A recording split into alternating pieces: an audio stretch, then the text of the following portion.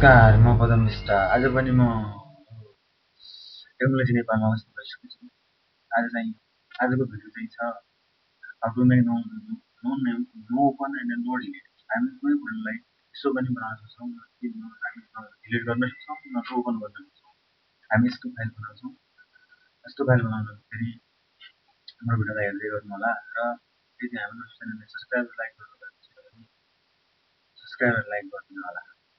आज चाहिँ हामी चाहिँ कुनै पनि फोल्डरलाई नो ओपन नो डिलिट कसरी गर्न सक्छौँ। सर्वप्रथम चाहिँ जुन फोल्डरलाई हामीले त्यस्तो बनाउनु पर्ने हो त्यो फोल्डरलाई हामी सिलेक्ट गर्छौँ। जस्तो म अहिले यो फोल्डरलाई भनेपछि यहाँ चाहिँ प्रोपर्टिजमा जानुपर्छ। प्रोपर्टिजमा गइसकेपछि यहाँ सेक्युरिटी हुन्छ। यहाँ सेक्युरिटीमा गइसकेपछि यहाँ चाहिँ तल चाहिँ एडमिनिस्टर भन्ने छ, यहाँ ओपन गर्ने। ओपन गरेपछि यहाँ चाहिँ यहाँ एडिट भन्ने छ, यहाँ एडिट गर्ने। एडिट गरिसकेपछि त्यस्तो गऱ्यो तर एडमिनिस्टरमा जाने। एडमिनिस्टर गरेपछि यहाँ टिक लगाउनुपर्छ। यहाँ सबैमा टिक लगाउनुपर्छ र अप्लाई गर्नुपर्छ। अप्लाई गरिसकेपछि यहाँ एउटा म्यासेज आउँछ, यसलाई पनि एक्स गर्ने र उयो गर्ने।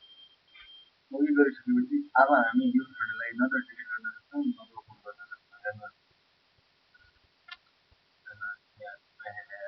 डिलिट गर्न सक्छौँ, न त हामीलाई डिलिट गर्न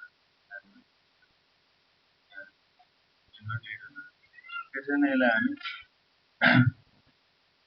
यसलाई यो पासवर्डबाट हटाउन र यो यस्तो अवस्थाबाट हटाउनको लागि के फोल्डरको प्रोसेसहरू हाल्ने हैन, एडिट गर्ने र एडिट गर्ने र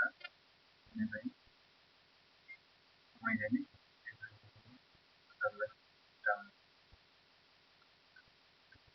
हटाएर अप्लाई गर्ने र त्यसपछि चाहिँ अब चाहिँ हाम्रो फोल्डर अब हामी यसलाई डिलिट पनि गर्न सक्छौँ। Thank you for watching.